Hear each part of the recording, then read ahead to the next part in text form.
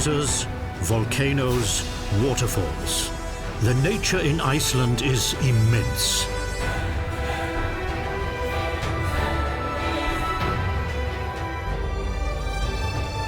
Here, the four elements of nature can be experienced as raw and close-up as in practically no other place on Earth.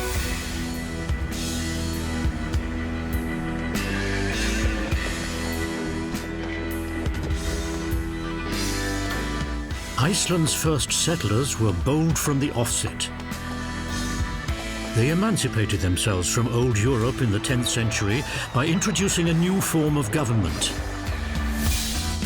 A millennium later, Iceland becomes the first country to elect a female head of state in 1980. 3 years later, the first ever exclusively female party wins seats in parliament. Based on population, Iceland is the most frequent winner of Miss World and Mr. Universe. While its crime, unemployment and child mortality rates are the lowest worldwide.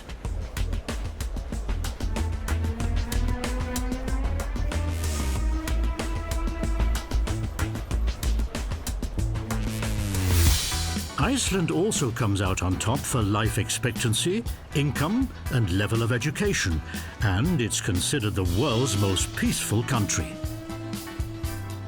And to top it off, they're said to be the happiest people in the world.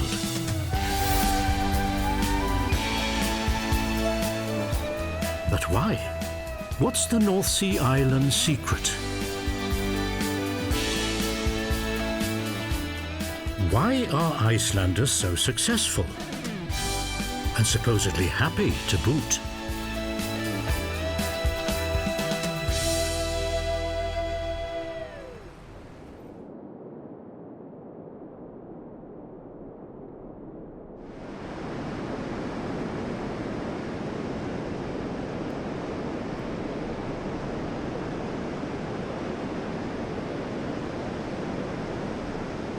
Iceland, island of sagas and legends. Völuspá, prophecy of the seers, is considered to be the most important poem from the Nordic region in the medieval period, and tells a story of the imminent apocalypse. The prophecy was proved to be right, yet everything began so full of hope.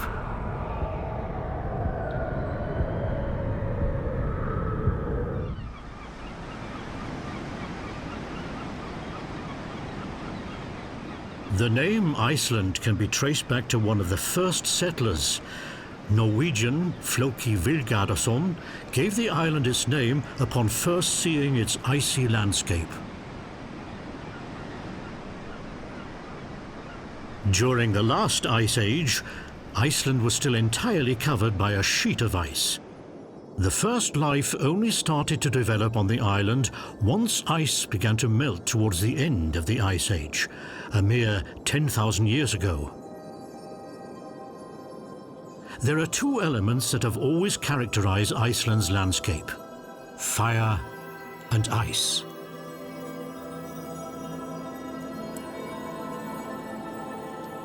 Huge volcanic eruptions still frequently occur beneath the layer of ice, up to 1 kilometer thick in parts.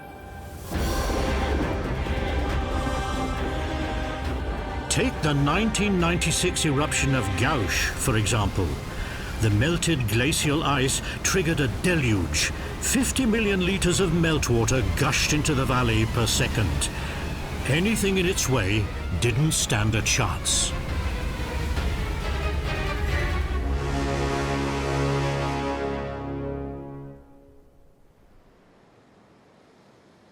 How would someone living in such volatile natural surroundings feel? Would they live in constant fear? Or would the opposite be the case? Would they perhaps get used to the ever-present danger?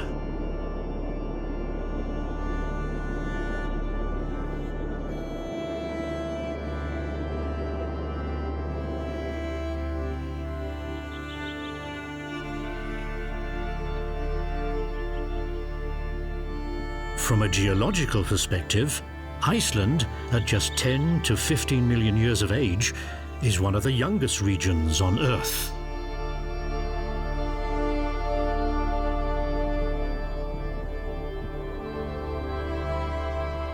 The island has a so-called hotspot to thank for its existence.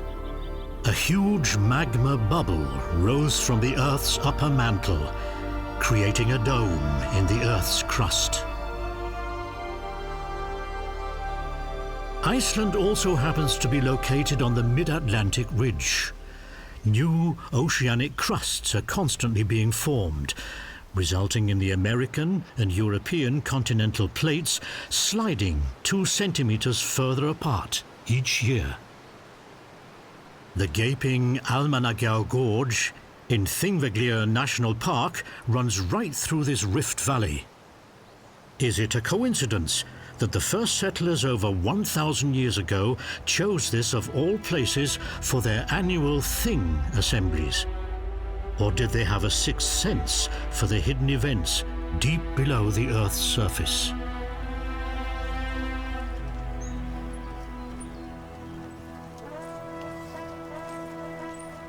Besides a handful of Irish monks, the island was first settled in the 9th century by Vikings from Norway, although there was no group of people named as such. If a Norseman went plundering, he was called a Viking. Viking was therefore just a temporary professional title, but it caught on, despite the majority being peaceful peasants and craftsmen.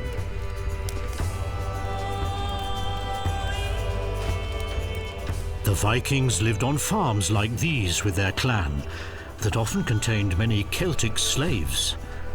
Their traditional longhouses, built from wood, peat and turf, provided protection from the wind and cold.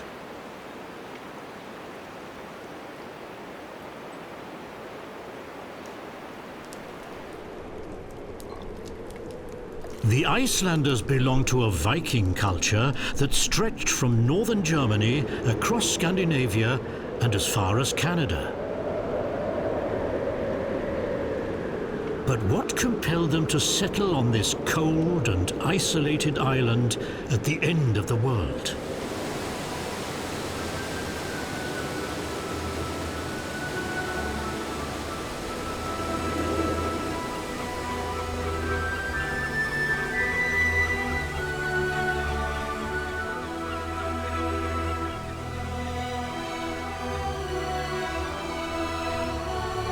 Water, and crystal clear drinking water at that, is still available in abundance in Iceland.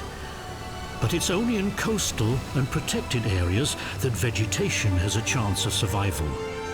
Put the two together and you have decent conditions for successful pasture farming.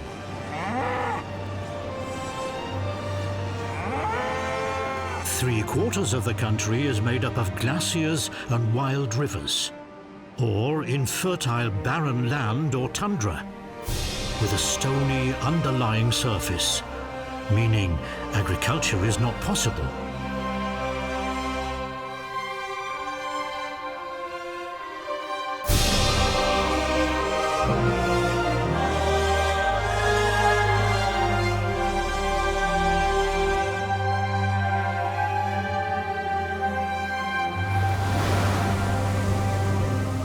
Living conditions in the Vikings' old homeland of Norway were not much better, however. Despite only just over 100,000 people living in medieval Norway, it was seen as overpopulated.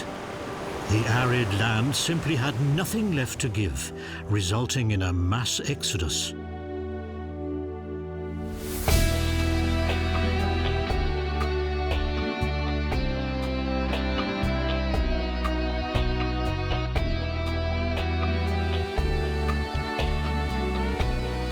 The settlers didn't have a bad time of it to begin with.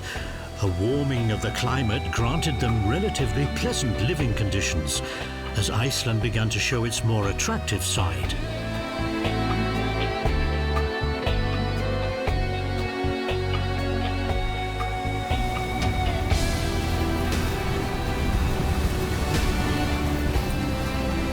But settling on the island was no mean feat. Mountains could be crossed, but the raging torrents with their colossal waterfalls provided insurmountable obstacles in many places.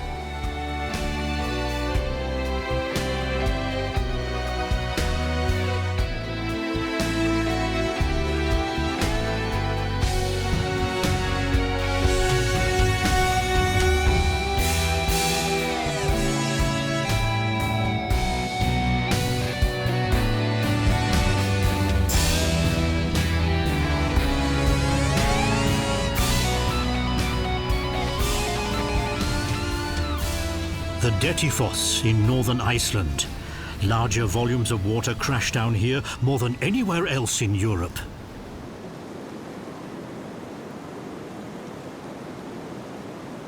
Why did the settlers choose this wet country at the end of the world of all places?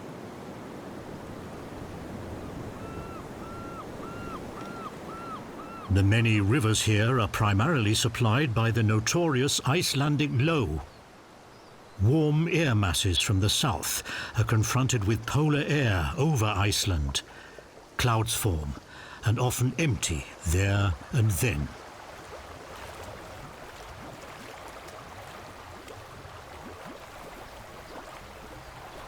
As a minor compensation for the tough climate, the Vikings had the hot springs that are to be found all over the island.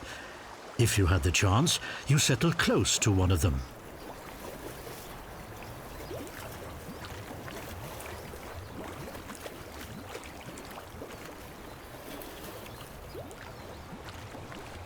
Famous Edda poet Snorri Sturluson had an underground passage leading from his house to the nearest hot spring.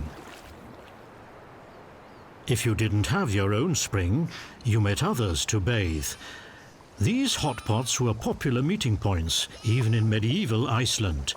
People would meet to converse, relax, or do business, and that has remained the case to this day. Instead of heading to a bar, you meet up at the heitur pottur, the hot pot.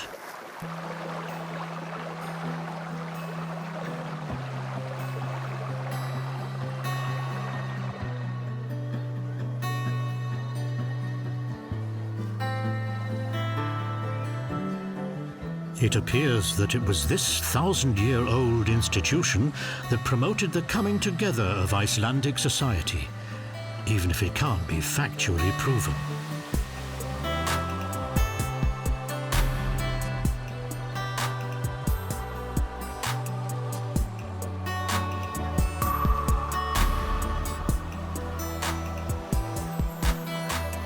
In addition to the countless hot springs, there are around 170 primarily geothermally heated outdoor pools in Iceland.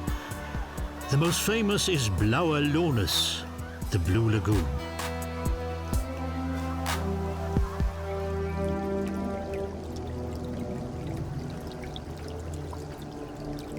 Geyser is derived from the Icelandic geyser, which means to gush, to erupt.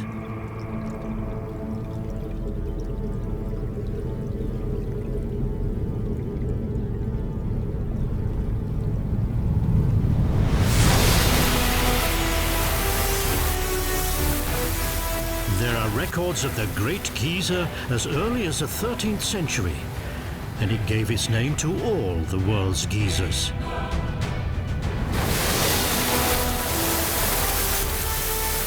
Unlike the smaller Strokkur, however, it rarely erupts.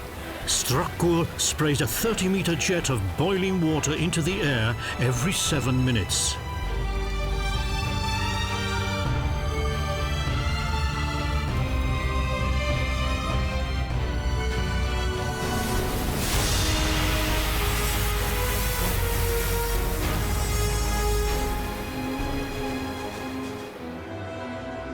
The Mývatn, meaning Midge Lake, is surrounded by volcanic craters, lava fields, and what are known as active high-temperature areas.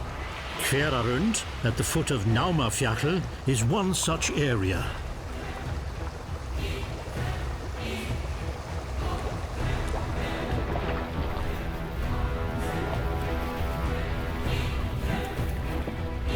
Here, rumbles can be heard below in the hot underlying surface, while all kinds of mud pools, fumaroles, and solfataras stir up sulfurous mischief.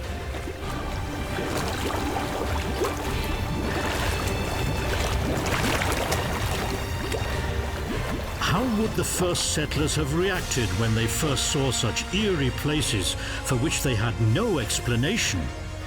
With humility? What forces did they imagine were behind such devilish phenomena?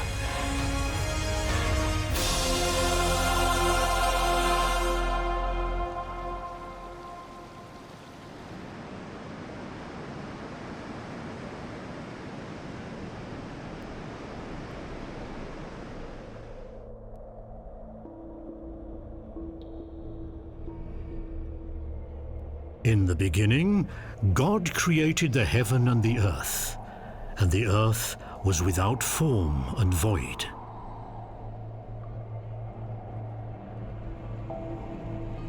The Christian story of creation from the book of Genesis is palpable here in Iceland. Yet the people who settled here knew nothing of the Christian faith. Their creation myth is derived from Germanic mythology, like in Fjords, where the history of the world is related in 57 verses.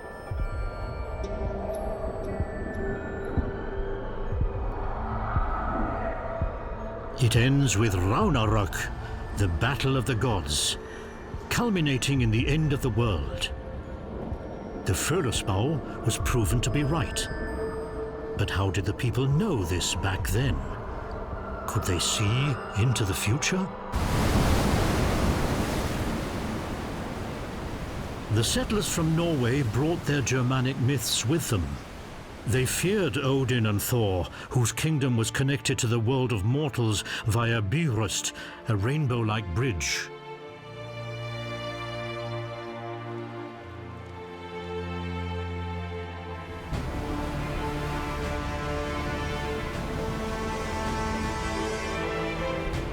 The name Gorafoss, waterfall of the gods, is proof that Icelanders remained faithful to their Nordic gods for a long time. The last remaining pagan idols were sunk here around the year 1000.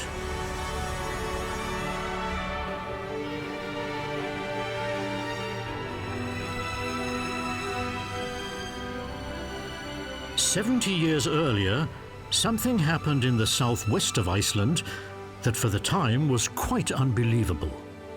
The Icelandic settlers founded their Alþingi, a parliament in Þingvellir. It is the oldest existing parliament in the world and the oldest democracy in Europe. German historian Adam von Bremen wrote in disbelief, "They don't have kings, only laws."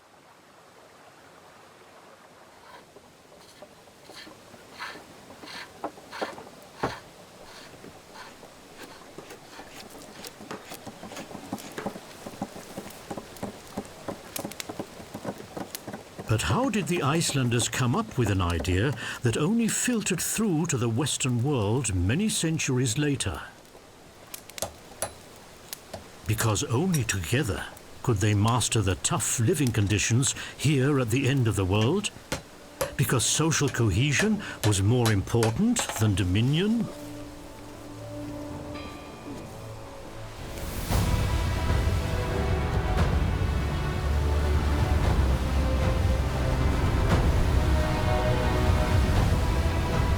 Not far from Þingvellir, the Gullfoss, golden waterfall, plunges into the depths. Icelanders see the first approximately 250 years following the establishment of the Alþingi as their Gullöld, or Golden Age. People enjoy relatively good living conditions for those times, as they had everything they needed in life, even firewood, as Iceland was still covered in trees back then.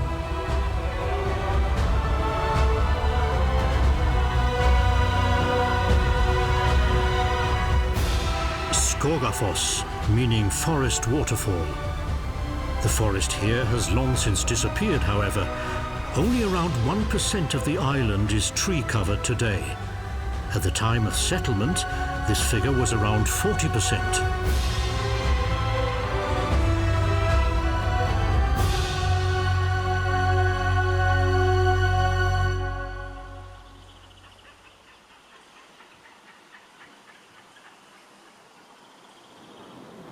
Ásbyrgi in the north of the island. Many parts of Iceland must have looked similar to this around 1200 years ago.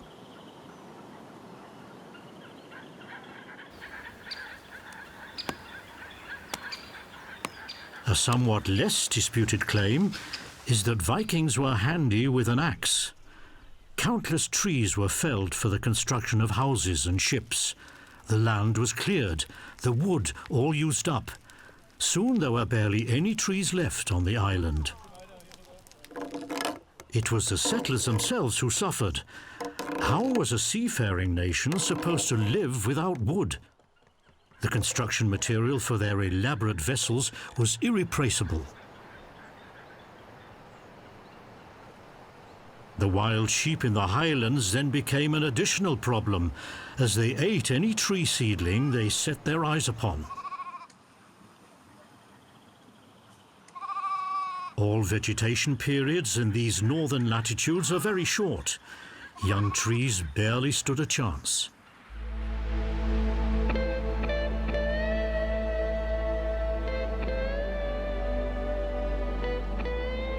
And the Icelanders were quickly made to feel the consequences of their actions.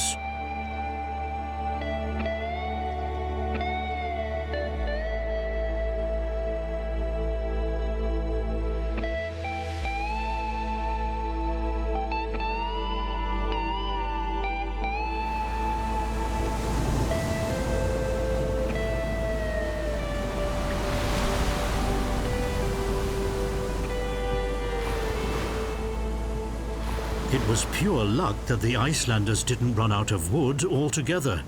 This could have been one of the first reasons for their, what occasionally seems like, unfounded optimism. It was a freak of nature that brought salvation. Along some of the country's coastlines, it wasn't just the whales and seals splashing about in the water. A vast number of trees that could be used to build houses and ships washed up on the shores. This source of wood is yet to be exhausted to this day. The wood is chiefly larch, pine, birch and spruce that winds and ocean currents have washed over from the vast Siberian forests via the Arctic Ocean.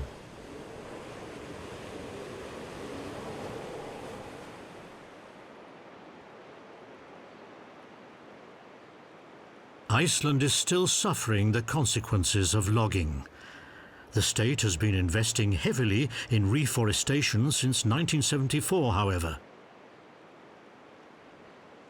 But it's not quite that simple. To plant trees, you first need topsoil.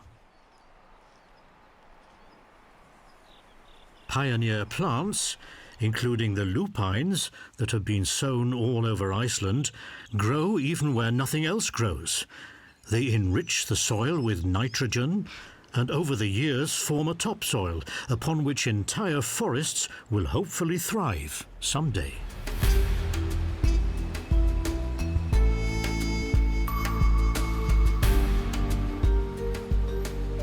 However, tree coverage in Iceland is now so sparse that some people make jokes about it. What do you do if you get lost in an Icelandic forest? Stand up.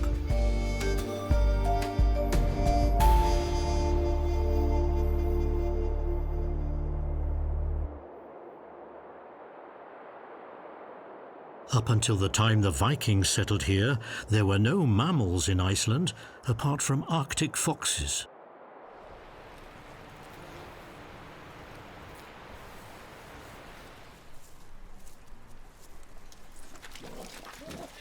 Just like Noah with his ark, they brought pretty much everything with four legs: dogs, cats, pigs, goats, cows, and especially horses and sheep. There are still more sheep than people in Iceland today.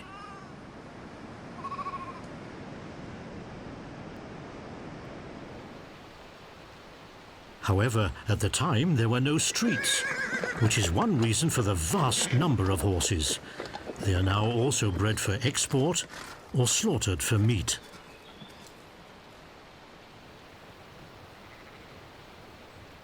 Until they're slaughtered, the horses can live in freedom all year round. The island provides enough space for everyone, and it was a given norm for the first settlers that the horses and sheep would be sent off to the highlands over summer. Not much has changed to this day. A spectacle in which the whole family helps.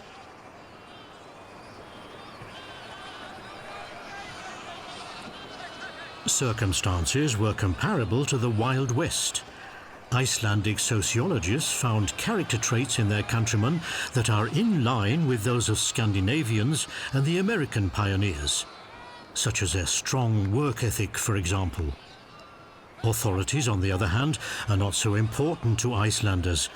People live more in the here and now and look less to the past.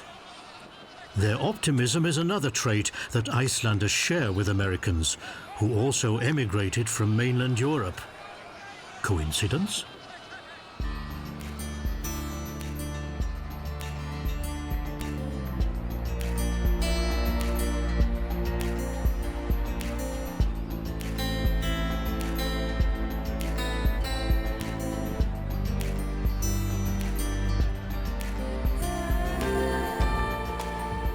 The Vikings' pasture farming completely exhausted the country's agricultural potential. The land had nothing more to give, but they still had the sea. Sure, it was fierce and unpredictable, but the great number of seabirds was a sign to the Vikings that there were ripe pickings to be had out at sea.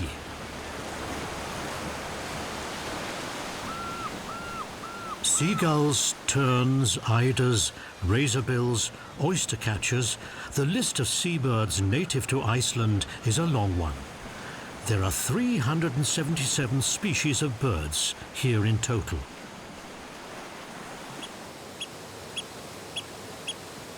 With a population of 3 to 4 million, there are more puffins here than anywhere else in the world. This exotic bird, whose species is endangered, is an excellent swimmer that has been seen at depths of up to 50 meters. Although the puffins seldom have to dive too deep from Iceland's cliffs, as the sea here is abundant in fish. Fish, in addition to lamb and horse meat, therefore commonly featured on Viking dinner tables, as did birds' eggs, if the family happened to have a fearless climber.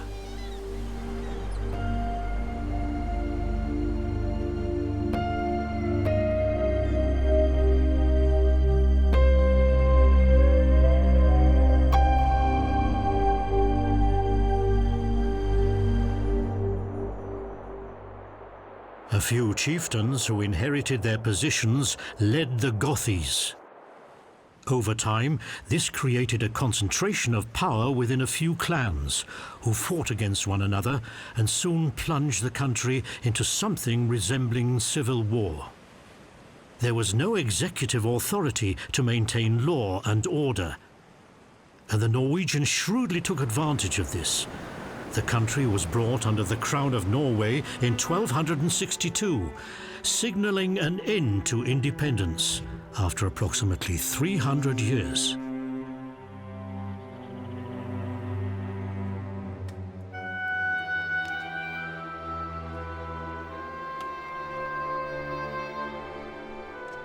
The people longed for peace, even if it had to be under Norwegian rule.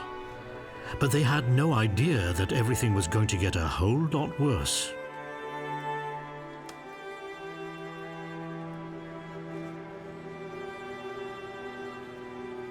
In 1397, Danish monarchs took control of the country. A trade monopoly, high taxes, and frequent pirate attacks made people's lives hell.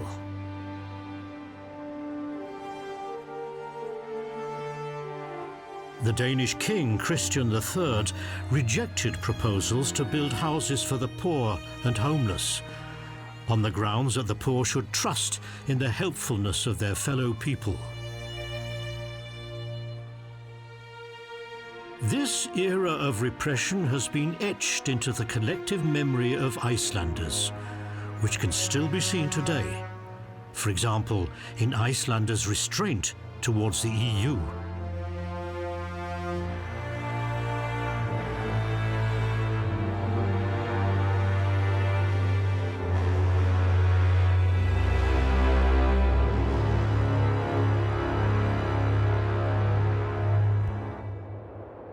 There are two seasons in Iceland, summer and winter.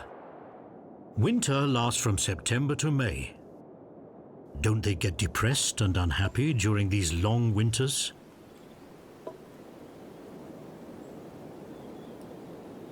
If scientific research is to be believed, the opposite could in fact be true.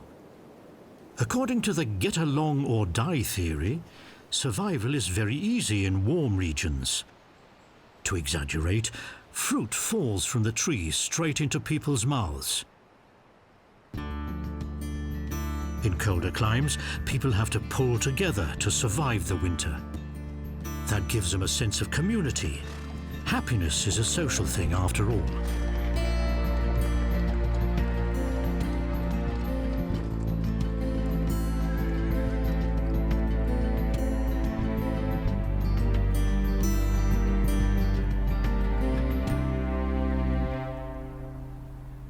The weather is still an inexhaustible topic of conversation in Iceland. One thing that can be said with certainty is that there are no certainties. Icelanders carry weather trauma in their bones. This could be the root of their reluctance to make long-term plans or far-reaching decisions. At the time of settlement, it was still possible to cultivate cereal crops in Iceland, but the country froze over towards the end of the medieval period.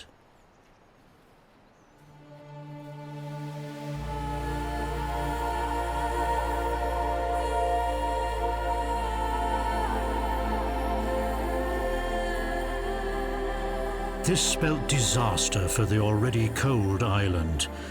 The glaciers advanced even deeper into the valleys and fjords, which until that point had been fertile.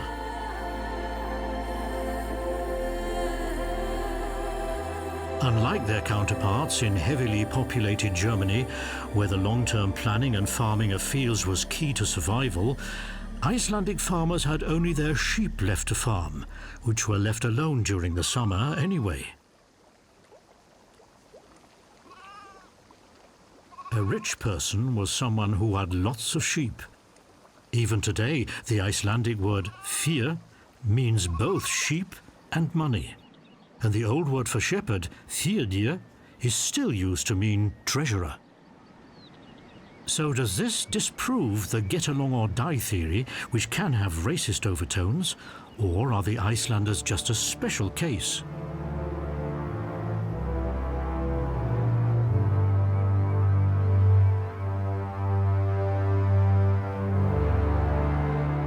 Everyday life did not get any easier for the Icelanders, who, already feeling the effects of climate change, suffered constant volcanic eruptions, as well as plague and smallpox epidemics, resulting in famine and widespread death, with less than half of the population surviving.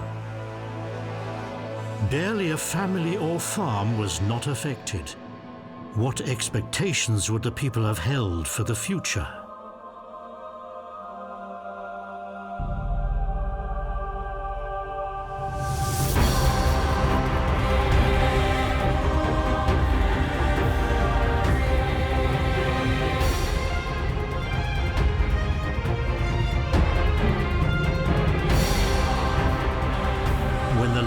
Craters erupted again in 1783, decimating the population by another third and the number of sheep by 80%, the Danish government considered evacuating the entire country, but the plan was deemed impractical.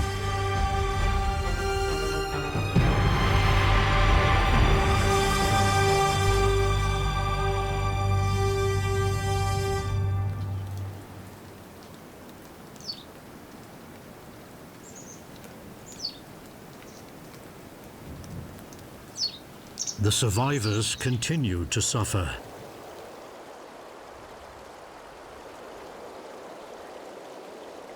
Many sailors and fishermen lost their lives out on the stormy seas. The once proud republic had become an oppressed poorhouse. Up until the 19th century, only 1 in 2 Icelanders reached confirmation age. If the head of a household was to die, the property would be cleared out and the land auctioned off. The women stood at the end of the chain. they were left with nothing but their children. Sheep were everywhere. They were available even for maidservants. In Iceland, it is still common for children to look after the motherless lambs. Everyone had their own heimalinga, meaning brought up at home. That was the name they would give to their little adoptee.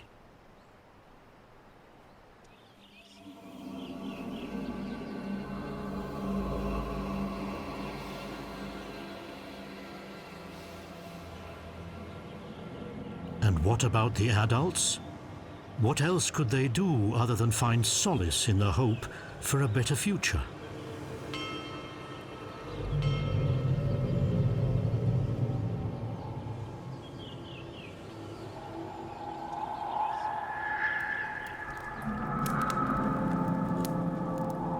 There were also the daily kvölvaka, literally meaning evening wake, where people would tell each other old sagas, which, as historians know now, reflect a 13th century Iceland that was plagued by blood feuds. The hero usually dies by the end of these gruesome tales, but not before he has restored balance in society.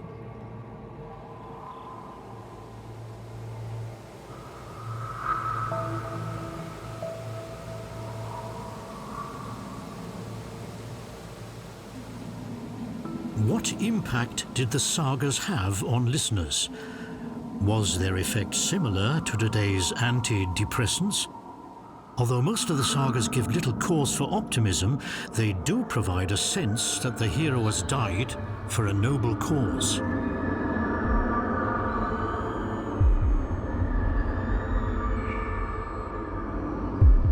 Just like the predicted end of the world in Völuspá, the prophecy of the seers is anything but optimistic.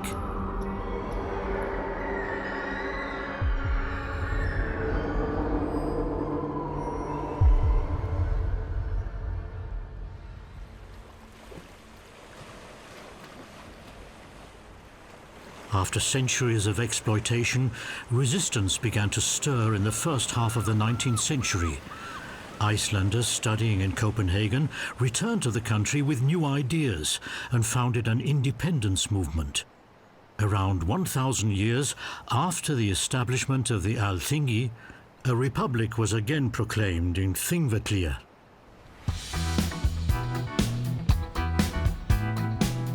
One year later, construction began on the Hallgrímskirkja, which would soon become a landmark in Iceland, taken to represent this new confidence.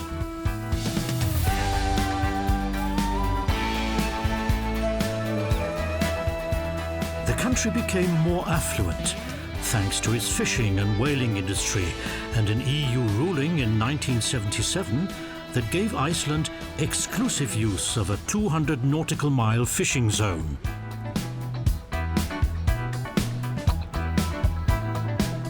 The concert hall is the latest emblem of a country that is still swimming in money, despite the banking crisis.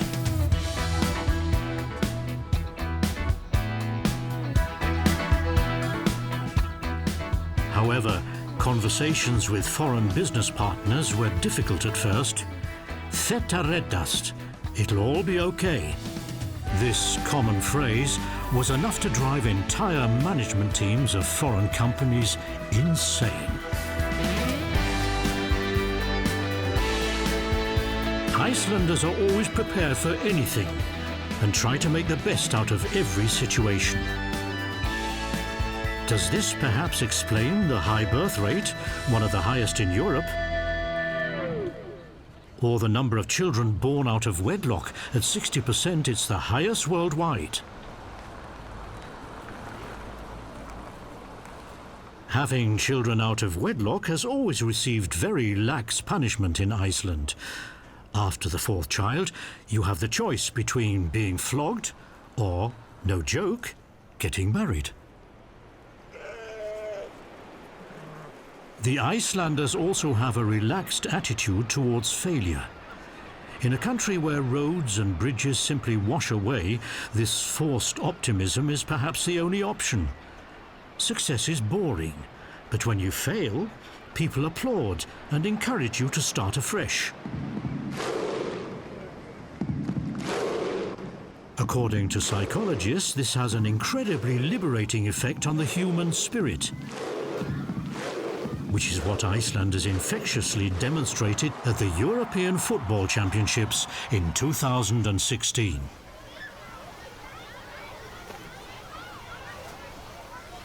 When it comes to female emancipation, no country tops Iceland. The island has been undisputed world leader in this respect for years. No country in the world has a higher percentage of females in leadership positions. For decades, Iceland's economy has relied on fish export. In recent years, however, tourism has overtaken it as the most important export industry. To meet the needs of the ever-increasing influx of visitors, new buildings are being constructed everywhere, with fatal consequences.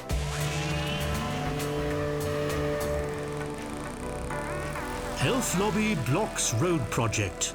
This news headline achieved worldwide fame, referring to a non-existent elf commissioner who allegedly halted construction work.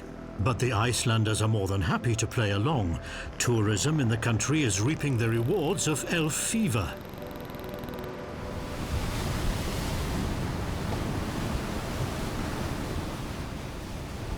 The number of overnight stays by foreign nationals in Iceland has increased almost 20-fold since 1980, which is why many people are now calling for tourism to be contained. Icelanders are more than capable of taking quick action if necessary. The small country, where almost everyone seems to be related or to know each other, often appears to be one large extended family. In their pragmatism, they never shy away from taking drastic action. Iceland was the first industrialized country to introduce a flat tax of 36% in 2007. Tax declarations? Not in Iceland.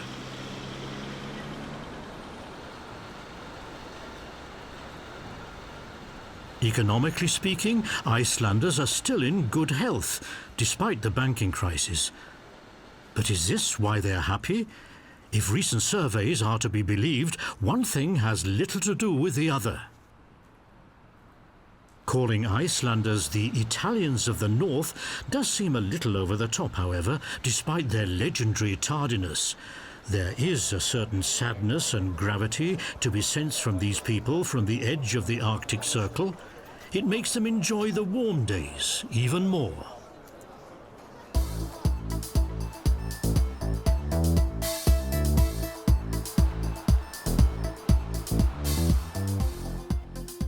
Iceland produces more energy than it can consume. Geothermal power plants use the warmth of the earth to generate electricity. Low-temperature geothermal areas are used to heat apartments, outdoor pools or greenhouses via district heating pipes. The number of tomatoes grown in greenhouses has increased tenfold since the 60s.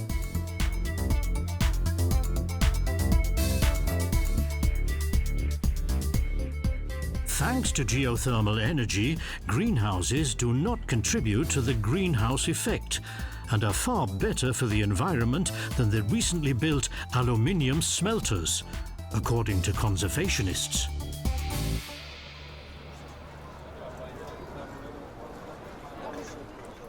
Despite generally having an ecological approach, Iceland is more wasteful than almost every other country on Earth. Per capita, only the USA consumes more electricity and owns more cars than Iceland. Is this what makes them the happiest people in the world? Not according to studies.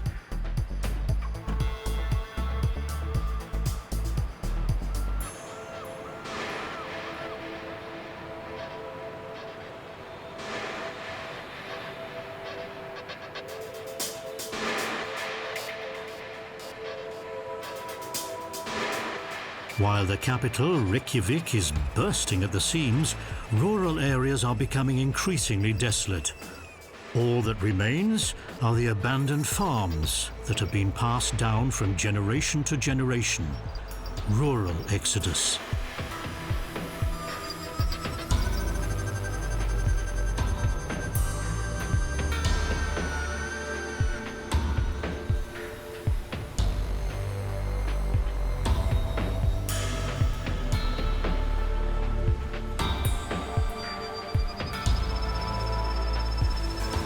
In some places, like here in Njótur, resourceful farmers have at least set up an open-air museum with the relics of the past. Sadly in vain, as practically no one embarks on the long journey to visit it.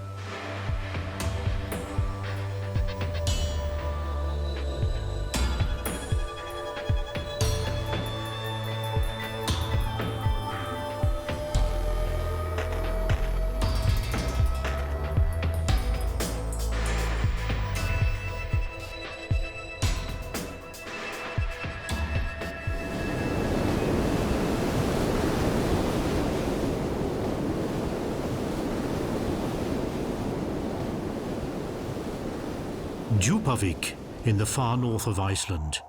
80 years ago, this was the largest and most modern herring factory in Europe. Today, it's industrial wasteland, deserted, ghostly.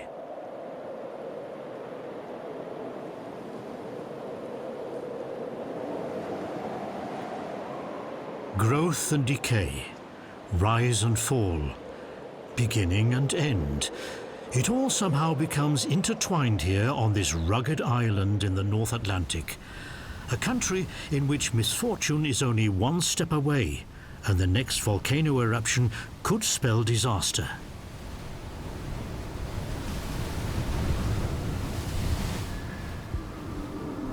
In Völuspá, the prophecy of the seeress, it led to the end of the world, the battle of the gods. Iceland in the year 1000. One part of the population has already converted to Christianity.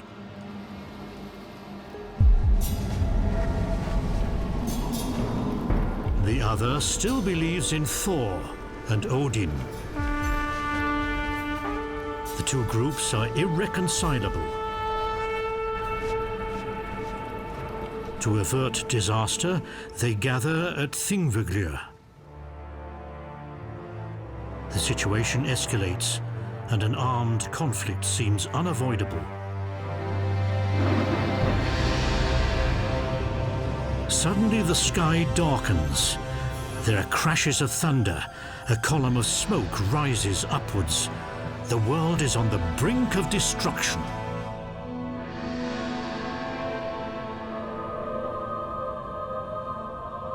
The cause is yet another volcanic eruption, one of many.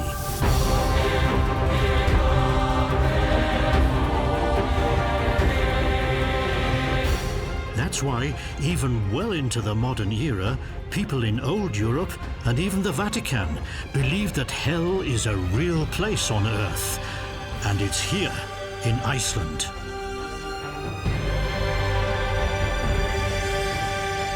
In any case, they didn't turn their weapons on each other. They showed their pragmatic side once again and opted to preserve unity within the country and to introduce Christianity.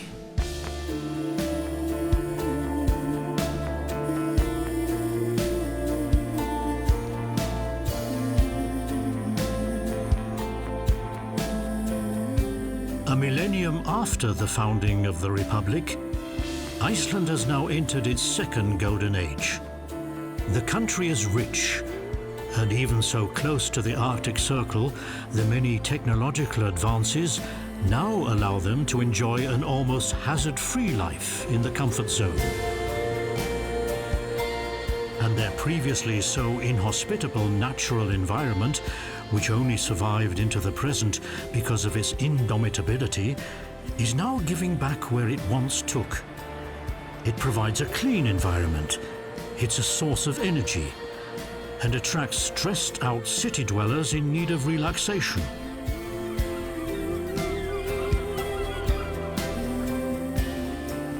Icelanders have had no other option throughout their history. They lived here and they had to fight for survival for 1,000 years. It's what made them strong.